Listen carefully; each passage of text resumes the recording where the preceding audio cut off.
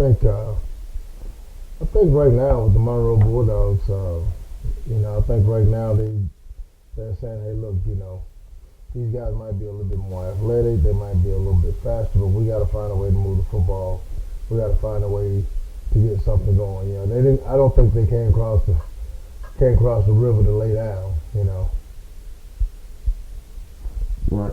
No, they definitely didn't come across the river to lay down here in Hughesville, but it just seems like they can't match up with the athletes that the Wolfpack have at all. And and I think it's all because of where the Wolfpack here are right now with their program. They're pretty much about 3 years in the program. I think this is a new program with the Bulldogs, and it takes time to get where the Wolfpack, are. And these guys at the Wolfpack, they still have a lot of growing to do. Still have a lot of things that they need to do, to keep up with the Atlanta Ducks and different teams of that nature. But with the work that they're putting in and the different things that they got going on right now, I think hey, just a matter of time. People in the community and the youth organization getting behind those guys and say, hey, look, we're with you. We're what you're doing. We want to be a part of what you're doing. Most definitely, and that's probably one of the biggest things that you see here with the Wolfpack. You got guys from the Jackson, Canton, North Mississippi area. Right. You even got a couple kids from down south on this team, and this is just the 13U team. So Mississippi has really rallied around these guys, and kind of just giving that support that you're talking about. And as director of FBU, I support them. A lot of those kids play with us when we go to the national championship, and those guys get a chance to be around guys like Eric Richards, who's a board member for the All-American Games, and they get to see these kids young, early, kind of like the Trevor Lawrence and the Sonny Michelle's and the different people who have came through the FBU ranks. So, this is always a good thing when you can get exposure. When you got guys like Coach Rip that's doing it, for the right reason, that it all makes it real, worthwhile seeing. And we all know youth football has the good, bad, and ugly. So this is the good part of it. I see that Jesse Branch here said, Coach Dent, you ready for the FBU? Oh yeah, we're ready for it. We're just looking at some kids and going to some junior high games and just trying to fill those rosters, and make sure we have a team that we can put on the field that will represent the state of Mississippi. Most definitely. And you talked about FBU, so just for a parent that doesn't know, just kid plays youth football in their league, tell them a little bit about FBU. Well, Football University has two different phases. We have the camp phase. The camp phase is when the kids go to Atlanta, or this year we will have one in Birmingham, and learn individual techniques and different things that they can do to elevate their game. That's taught by former NFL players and NFL coaches. It's a lot of classroom when it comes to that. So, you get a lot for that. Because sometimes when it comes to our kids, you want the best in the classroom for them, but you want the best coaching and technique learning they can get also. And FBU gives you that. When you get to the tournament part of it, it's a tournament that's hosted in December. When you have regionals from all over the country, all the way from Jersey to California, and some of the kids who have came through these tournaments get a chance to get seen by the top guys from 24/7 Sports, Barton Simmons, and other guys, and actually get on the radar a little bit early. And also you can get an invite to the 9th grade All-American game, which is powered by Adidas. So it's kind of a fast track. Just like the preacher said, about church. It's not the only way, but it's one of the ways that you can get exposure real early. No, and just for I know a lot of times people say, hey, well, this is a program. Who are some examples here that have come from the Mississippi area through the FBU program? Well, the biggest name is Cam Akers. Cam Akers started out at the FBU camps and worked his way up to play in the All-American game, and just kind of got his name out from there. Right now, there's a couple kids that have played with us that have played in the ninth grade All-American game. Chandler Pittman, quarterback at McGee High School, who's off to a great start right now. Keyshawn Lawrence, middle linebacker at Stauffer High School. That's, we call him Bull, and we call him Bull for a reason. So those are a couple of kids, and Jalen Sultan is up in Horn Lake, Mississippi. Already has, and he's just going into the 10th grade, and he already has 2 D1 offers. So it's a lot of kids. Lucas Jackson from down on the coast. I think he has about 14 offers. He played in our game last year. And Jaheim Otis, which everybody know who Jaheim is. Probably going to be the number 1 player in the country by the time he's a senior in high school. Speaking of high school football, a lot of shakeups. I know that Warren Central got redemption after their Pearl loss last week against crosstown rivals Vicksburg. What are some other notable games that you had? Well, I'm really, I'm shocked. I'm from North Mississippi, so I was kind of shocked in the Stauffer losing to West Point. I know West Point has won the state championship, last 3 or 4 years in a row. They run that Maryland line, they run it too. They just can't run it anymore. But Stauffer has the weapons to spread the field and do different things. But I think that ball control that West Point does, I think that, if you got a team that's spread and you got to do different things, that ball control really hurts you when it comes down to time. They don't leave you with a lot of time to figure things out. And I think that's how West Point beat a lot of people. They're probably the only school that I know in the state that runs a Maryland line. I mean, they run it like they ran it 20 years ago. Right. No. Yeah. So yeah, that was a shocker. Tupelo beat Neshoba Central, and Neshoba Central has a running back. Jaquez Hunter is another FBU alum. He actually got nominated to play in the ninth grade game and had some family issues going on. I think his mom was having a baby or something like that, and he couldn't play. But Jaquez holds quite a few offers, and they just couldn't get in the ball last night. Tupelo has a great receiver by the name of Jacob Horn, the son of Joe Horn.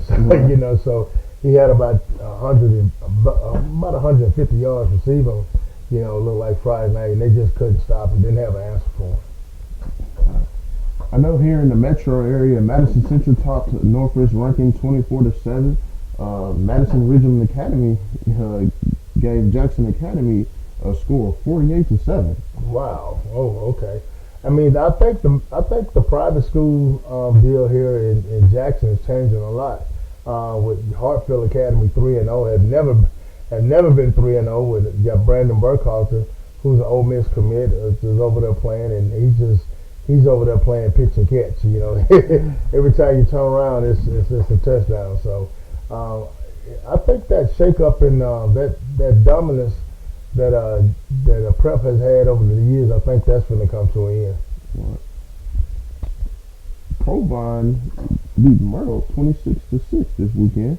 Provine might be 2-1. Am I correct? Or 3-0, something similar to that. They off to a pretty good start. And you had the Yazoo City and Yazoo County got it up there as well, and Yazoo County came out on top, 46-8. Oh man, I tell you what, Corey Rucker put on a show up there, man.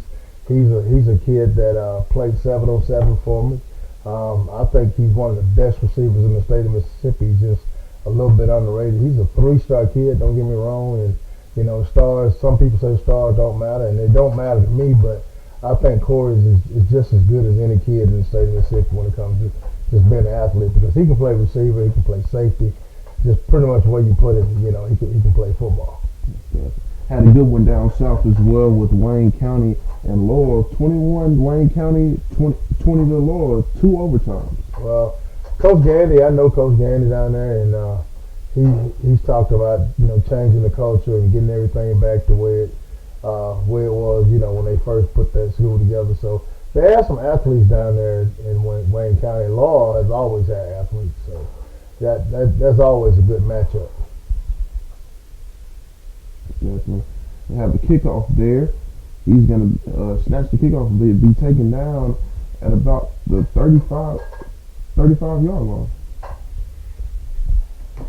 Monroe City Monroe City Bulldogs have to get something cooking here early in the second half if they want a chance at this competition today. I think right now, just looking at what the Wolfpack has on the field, look like they've changed out, some players and gonna give a lot of young players some time. So hopefully, we'll see. Most definitely. Foul comes onto the field like they hand it off in the backfield. He's gonna be taken down. Man, he just come in there and Ford just came in and just what's the other number 48? Yeah, 48 and 74. Man, just came in there and took his legs out from under. That's Coach Rip in that defense. He prides himself. He hangs his hat, on his defense, and defense winning championships. I don't care how much offense you have. If you can't score, you can't win. Right.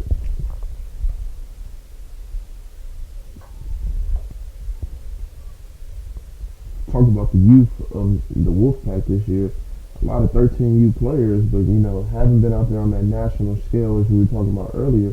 Just getting them these reps, against people that's not from this area, different competition level, it's gonna help out so much, coming into the season. Yeah, and that's what we took back from the first year we went to Atlanta and played in the FBU tournament. That's what my parents were saying. It was like, Marcus, now we have the measuring stick. We know where we are. We know what we need to do to work to get where we want to go. So this is the same type competition that you will see in those tournaments. Right now that team over there, they're young, but overall in the whole league that the Wolfpack plays in, it's some high level teams. So so that's what you gotta have. You gotta have that measuring stick. And we talked about camps. A few of these kids went to the Under Armour camp and did really well. So you got to get your kid out there. You got to promote. You got to advertise your kid, pretty much. Definitely.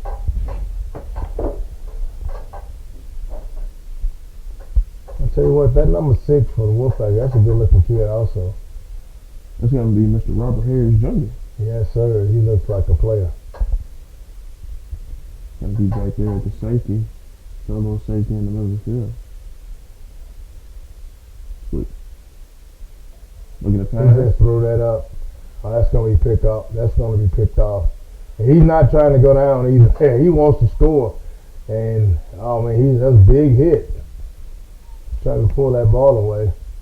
But the quarterback, he's not, he's just throwing it up, kind of just shooting it up in the air. And anytime you got that much air on the football, you can expect some bad things to happen. Right. And I'm pretty sure that you can speak to this, but the biggest transition between youth football and middle school football, what would you say that it would be?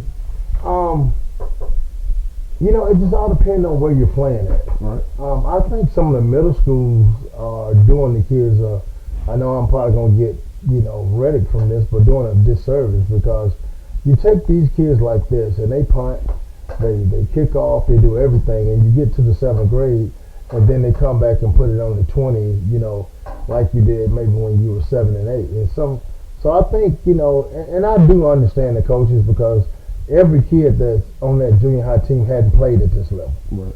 So, but I think, playing at this level gives you a heads up of what you're looking for. Camping gives you a head up. Man, that's just a big give up the middle. Number 9, he just had no problem getting in the end zone. It's going to be Adam Tolliver with the touchdown on the play, but you talked about the big hole. I think that the whole line of scrimmage moved about 7 yards. I think they did like the Red Sea. They just departed and got out the way. But, just talking back, about the youth football here in Mississippi, I think we're just now getting to where maybe Florida was maybe 7-8 years ago. Right. When it comes to that. And we're going to get there because we have the athletes to do that. A lot of people are against, football and, playing, some people call it year-round football, but it's not really year-round football. If you do the heads up and you do things the safe way, you can protect your child.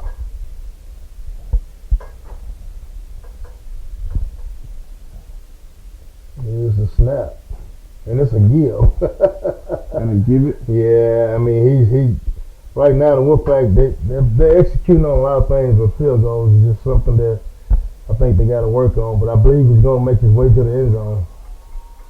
We got a flag on the play and a player down. Don't know what happened on that deal. Was it a crackback? I don't. I just know that was Mr. Echoes on the defensive side of the ball. You know, the one that's been making a lot of plays. Player cut back in the middle of them. Clean. Called the crackback. Was cleaned up block to me. Definitely saw his numbers, saw his face before he did it. Yeah, and the rules have changed. You know, the rules have changed a lot. You know, since I, you know, wow, man, we went back and looked at it on the replay. That was one heck of a lick right there. So the rules have changed in high school football. It's all about the defensive player. It used to be about the defensive receiver, but now it's all about the defensive player who, you know, and they feel like that person does not have a chance at that play, and you hit that player without you having eye contact with him, that's going to be a flag 9 times out of 10.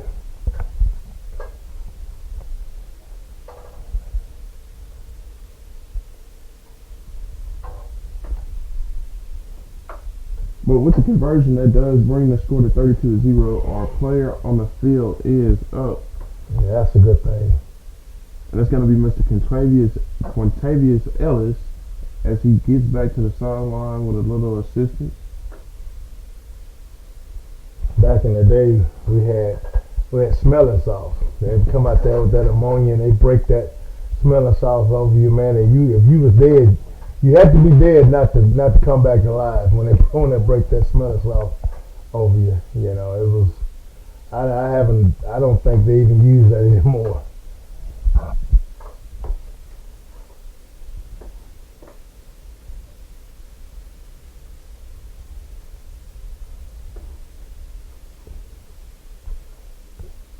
Just looking at some of the kids here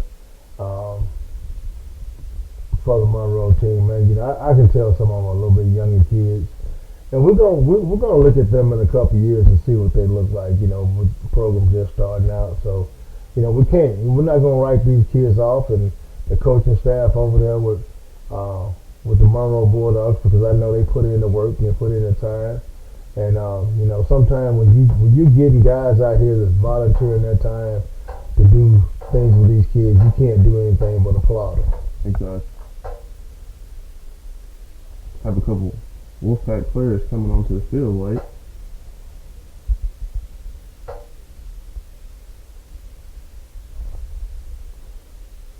Coach Rip Lindsay has to be pleased with his defense today. I mean, they just have stepped up, especially the defensive line. They just stepped up and, you know, been the power in the game. Oh my, what a hit. What a hit. Man. That's the ESPN highlight right there, baby. He laid the wood.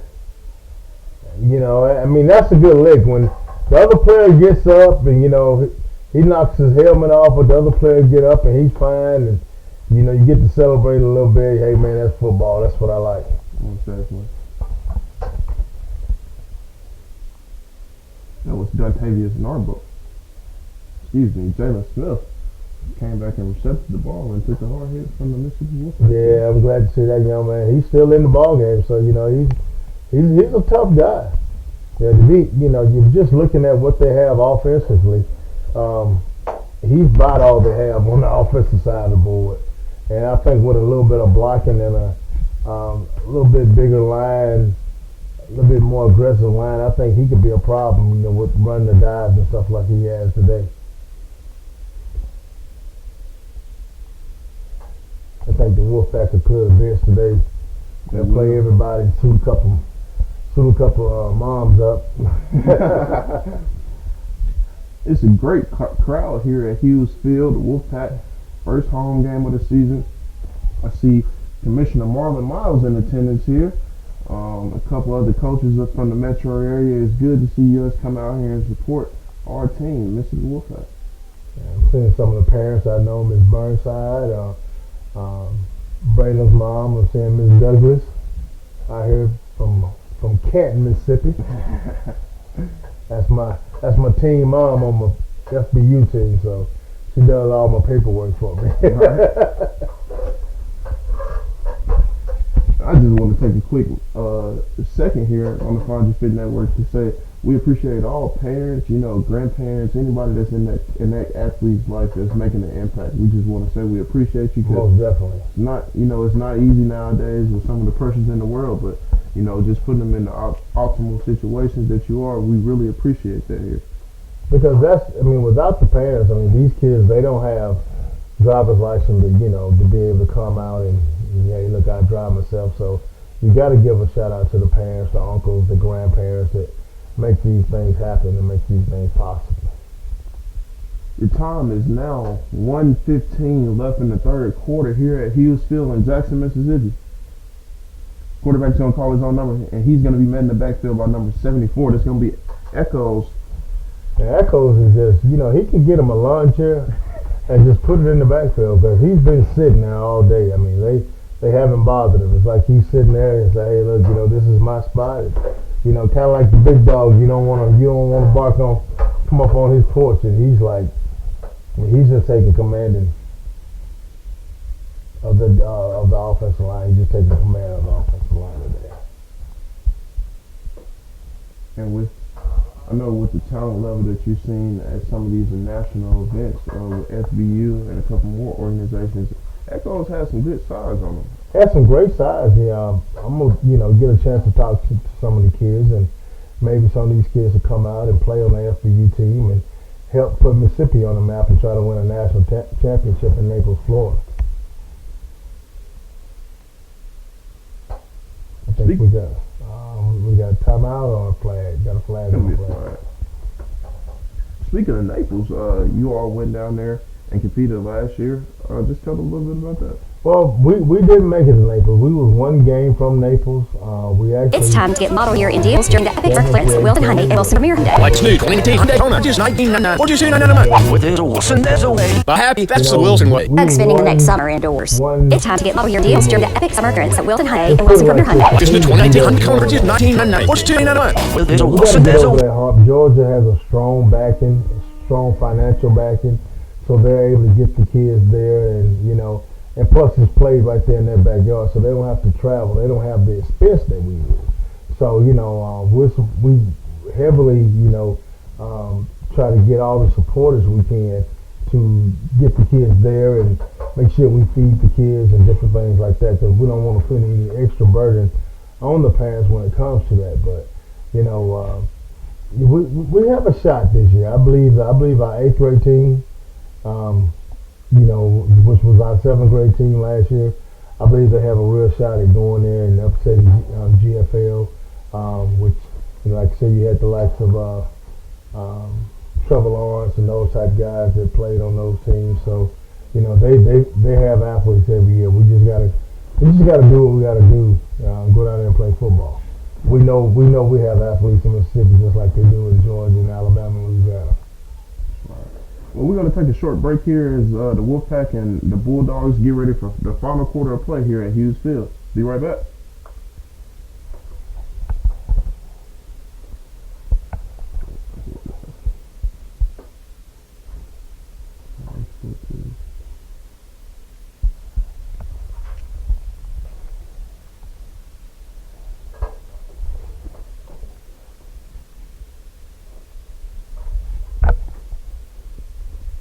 All right.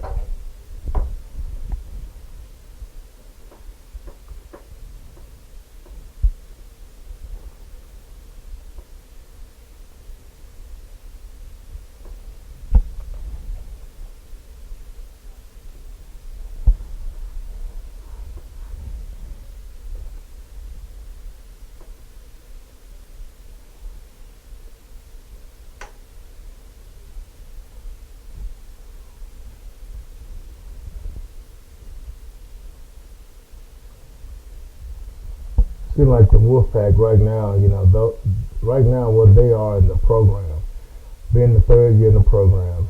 You can look at the uniforms and just the stature of the team, and you can see where they have come, over the last 3 years. And just putting in the work. I can say this, just from when I first met Coach Rip Lindsay, he was like, hey, Coach, how do I get, this or how do I get that? I said, man, just grind.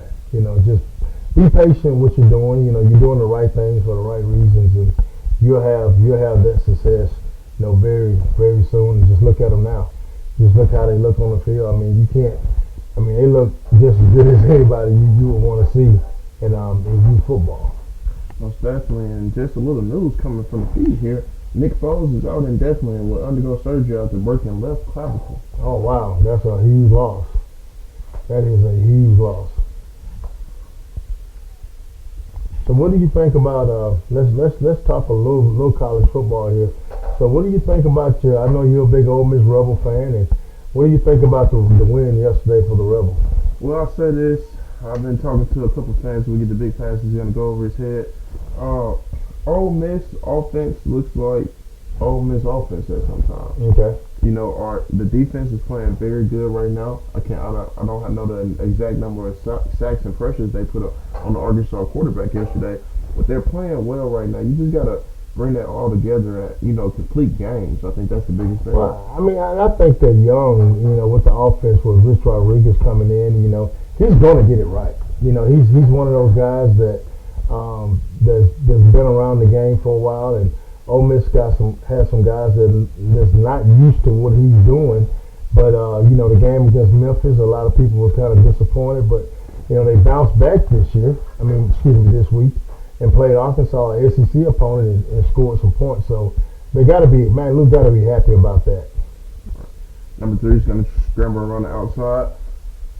He picks up is he close to a first down? It's going to be shorter than the first down, and it was fourth down on the play. Okay. So that's going to be turnover on downs, Wolfpack ball.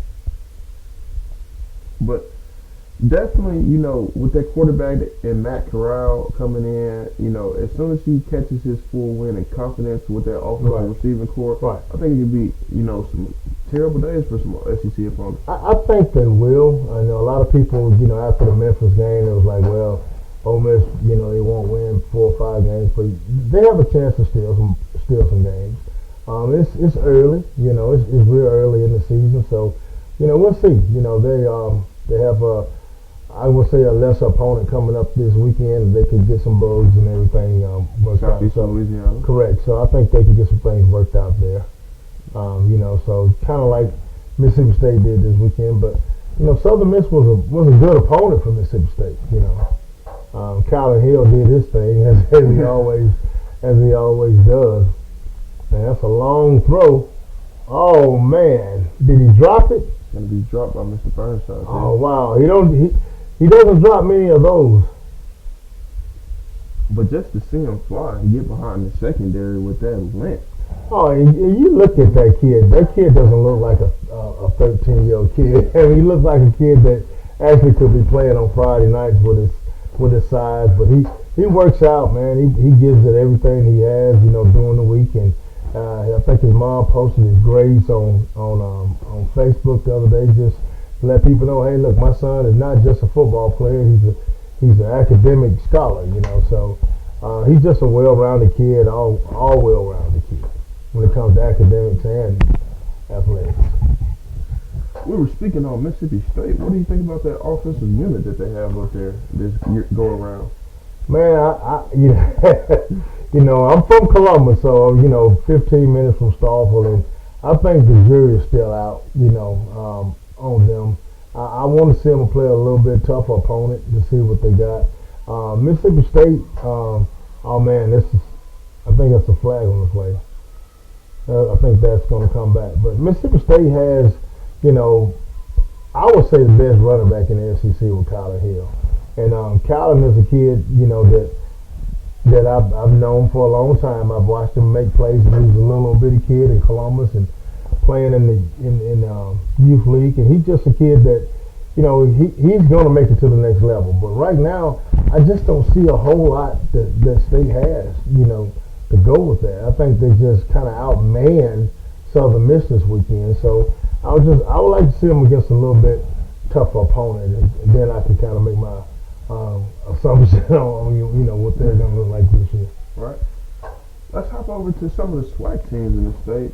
I know Alcorn State faced off against Mississippi College this weekend. They did, and I think Coach Mack held out about 5 or 6 of the starters. They played Southern Miss, and some of them got kind of banged and bruised up, and he kind of held them out. But although the score was like maybe 48-7 or something like that, I think Mississippi College still has a chance to do well in the Gulf South Conference. They have a running back and a quarterback that looked really well. I mean, it looked really good. So Alcorn has one of the top defenses in the FCS coming back. So it was kind of hard to judge against a team like that. But I think Mississippi College, I think they're going to be okay, and Alcorn will be judged, this week up when they come up to play. When they go to Louisiana to play against Miami State.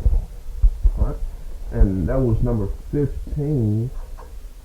Kentrell Thomas to call his own number there is going to bring up third down for the Wolfpack. Third down in about 8 yards. I mean, I think this is going to be the biggest third down they had of the day. I don't think they had a third down today. To be honest with you, I don't think they have. They got a trip set to the right side. Quarterback rolls and throws, and it's incomplete. And you can see some of the younger players right now coming into the ball game for the Wolfpack. That's going to be number 5, Gabriel Gee, to check in at the quarterback position here for the Wolfpack. While we were on SWAC sports, Jackson State, where the saga of of all news a couple weeks ago with the mascot thing. So. Yeah, he made ESPN. That's for sure. And I don't think he really realized what was going on. I think, he saw him, catch the ball, and he was trying to celebrate with him. And then all of a sudden, it was a fumble in there. I don't think he was aware of that at the time. And, when the referee called a 15-yard penalty on the mascot, I was like, wow. But, and you got to shout out to Wavy Davy, who passed away a couple years ago, who had been the mascot for Jackson State for years. So this guy has started his own he has started his own saga, at Jackson State as a mascot. I think he'll do well. I think everybody kind of loves him and kind of embrace what happened. Yeah, I don't think Jackson State fans are going to feel any type of way about it. I think it's more the administration. Yes, most definitely. G is going to overshoot Burnside there. It was right outside of Burnside's fingertip. You think about, talk about growth and development. Looking at Burnside, he can run, he has the length. But just think about if you start stretching out for some of those balls and reeling them in, Oh, no, most definitely. And, he plays at a program that has always been a, top tier program, in the state. Starkville is always going to be right there in the mix. So you'll see a lot out of him. He's an FBU player. Hopefully, he can put up the numbers, next year, and might get a chance to play an All-American game as a ninth grader. So he's one of the kids that's definitely on the radar here in Mississippi that we're looking to, maybe fill one of those slots. I think Echoes thought Coach Rooks was calling in a different string because Rooks told him he need him to come out and finish this game. That's right. That's exactly right. Having a dominant day up there against that front seven for the Wolfpack has been pretty strong all the way across. And Wolfpack defense is, I think they may have allowed 2 first downs the whole game. Right. And 3 is just throwing it. He's just chunking it, I mean, he's like, you know what? Y'all not going to get me killed. I'm getting rid of it.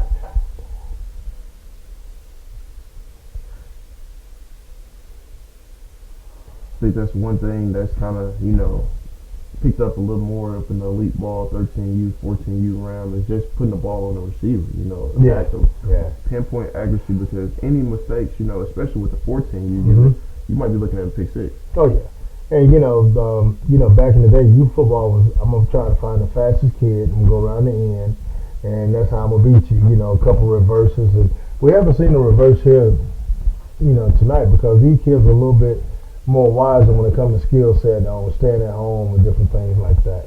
You don't see that in college football. You don't see it in high school football that much. So, that just shows you where the maturity is right now in youth football.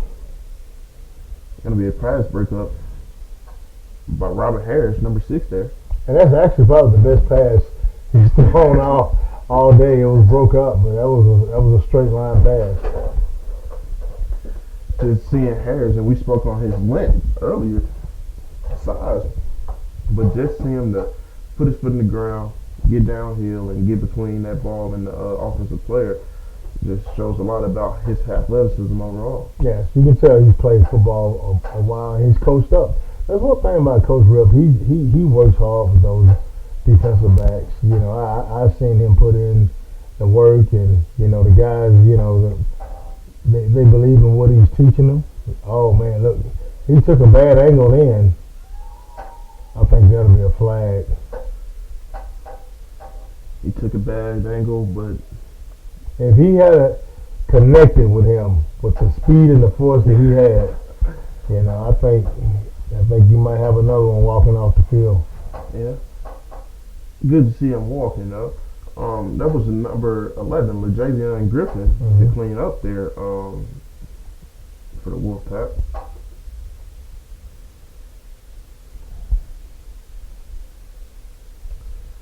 We have 4:47 remaining in the game.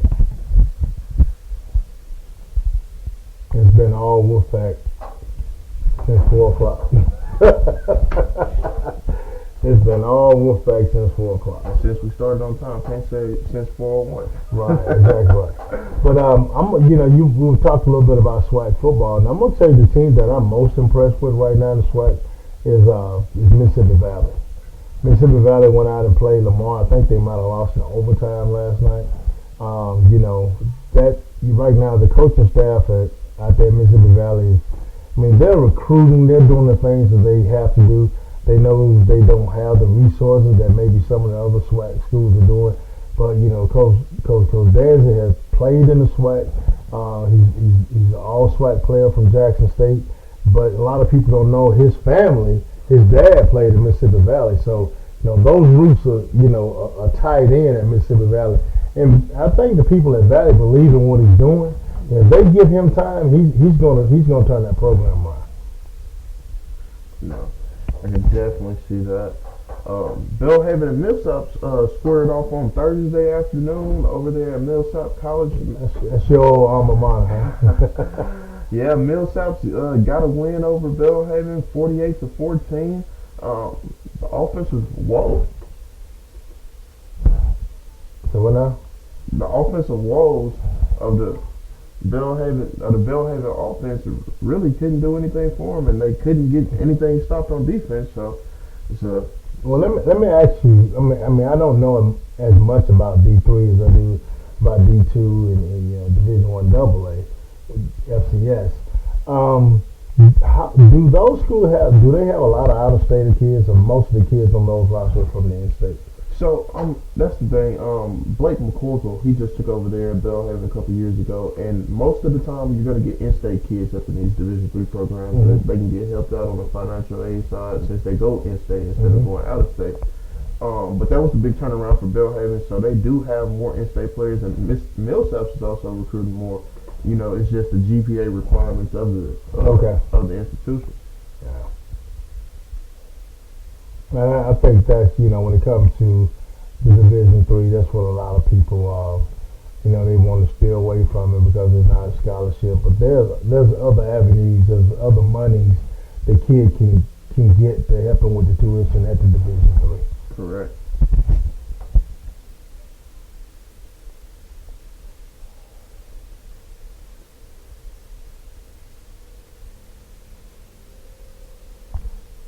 Coach Mike leaving a couple players in that I thought he might have been, have pulled out by now, but you never know with Coach Mike. That's a long throw. Now that's a catch. That's going to be a catch by That's a catch. That's what we're used to seeing from him. Just how he caught the ball at the highest point. You know, I mean, it's just all the mechanics that you need is right there. That what you just saw. Right. That brings our score before the extra point to 38-0 here in the fourth quarter. We have 3 minutes remaining here. The Wolfpack, like we said earlier, have controlled this game since the opening kickoff. Returned the opening kickoff for a touchdown and haven't turned back since. No, they haven't. From the beginning of the game, it's been all Wolfpack. Seemed like Monroe tried to have a little bit of say-so going into the half with a couple first downs, but just haven't been able to put anything together. The Wolfpack come to the sideline here to talk about the extra point. So let's talk high school football for a second. I know we talked about it earlier, but if you had to name a couple favorites from a couple divisions here in the Mississippi area, who do you think are some favorites to get into that championship play this year? Man, I got to go with Madison Central right now. They're looking really good. Jimmy the Jet is doing what Jimmy the Jet does. You know, I mean, he's an athlete playing quarterback. I still think he can play at the next level. I think it's going to take a little bit of developing to play at the next level when it comes to quarterback. But he's committed to TCU. I think that's a good fit for him. You know, I think going there and just getting with the coaching staff and the quarterback staff there in a couple of years, he could be a really special guy. But he has a strong arm, right. you know. But he relies on his legs a lot, and that's what he's made his money off of, and I can't blame him. So right now, if I had to take a guess, Madison Central would be my favorite right now pick to win the state championship. But Pearl is sneaky. Brandon is sneaky. There's some teams in there that you never know from Friday to Friday. Right. And Canton also got a win over Germantown this week. Man, I seen that. And coach up there at Canton, I met him. I call him Big Guy. Big Guy. Yes, that's my guy, man. And he's also Mississippi Valley Delta Devil. So I think he's going to do great. He was at Original for a number of years as an assistant there, and I had a chance to talk to Coach Bowden this summer and had some really great discussions about different things that's going on in the state. And he's really passionate about what he's doing at the school. So I think just a little bit of time, and if the parents and the community and the administration work with Coach Bowden, I think they'll be okay down there in Kansas City. That's good to hear. A lot of teams in the Jackson metro area really don't, get the light that they should. But, coming out and beating a team like Germantown, pretty sure if you go back in the record book, it's probably been a minute since. It's probably have. I don't have that in front of me, but, I know Germantown has been a stronger team than the Canton team, over the years. But Canton has some great athletes. You look at the little Canton Jaguar team. I mean, Coach Jesse and that bunch over there, they hang their hat on the pride of the Jaguars. So I believe if they just stay around for a while, everything will be fine. I think they're announcing that everything at the concession stand is half off. Half off. Maybe we can grab a couple of hot dogs before we leave. Right. You got a nice crowd here at Hughesville. I want to say it again. I want to just thank everybody for coming out and supporting this Mississippi Wolfpack team, as they get this 13U season kicked off. Yeah. And, I'm telling you guys right now, if the Wolfpack is having a fundraiser, if it's $5, if it's $1, if it's anything that you can give, do it, because these guys are on this staff right here. They care, they love these kids, and they will do anything for these kids. I can tell you some stories about these kids having to go places and the coaches having to spend their last dollars from their paycheck and don't know how they're going to pay, some of their bills because of what they have done for the kids. And I know that for a fact. I've seen it. Sometimes when you have a passion for things, you do those type things. So I just got to take the hat off to Coach Butch, Coach Mike, and Coach Rip, man, just for, doing what they do with the kids. There's just not many people that will make the sacrifices that they have made over the last 2 or 3 years for the kids. almost 13 almost came up with a pick there as 5 over to the ball.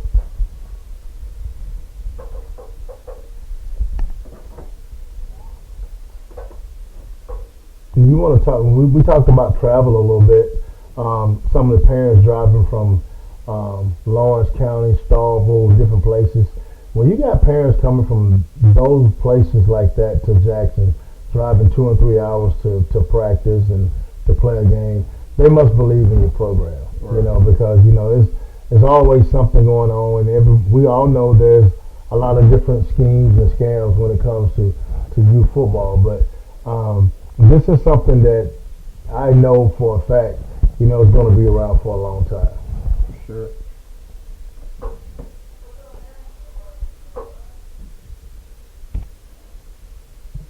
As the clock ticks to 1 minute and 5 seconds here, it's been a complete dominant stave by the Mississippi Wolfpack as the Bulldogs get it. Oh man, number 6 Bulldogs, the Bulldogs. That's gonna be Mr. Robert Harris Jr. Yeah, I mean, like I said, just from the jump, these guys they've been over the head all night. Just Wolfpack come in and did what they was expected to do, and look like they're gonna come out with a big win today. Yeah. We got a timeout for the Wolfpack. I think they must be looking for. Coach Rip is talking to them about something, so maybe they're trying to cook up something for the last couple of seconds here. Yeah. I know when they came back from the tournament in Mobile, he talked about he wanted his team to finish. No matter what the score is, finish. So I'm not surprised he took a timeout here, and he's trying to get these guys riled up. Hey, we don't need to be giving up first downs here at the end of the game. Right. I mean, just because you're up don't mean you quit. You got to finish the ball game. That's what we talked about. Teaching the kids, how to complete the game from A to Z. And I think what they do with the kids is, man, it's just really outstanding. You can't say enough about it.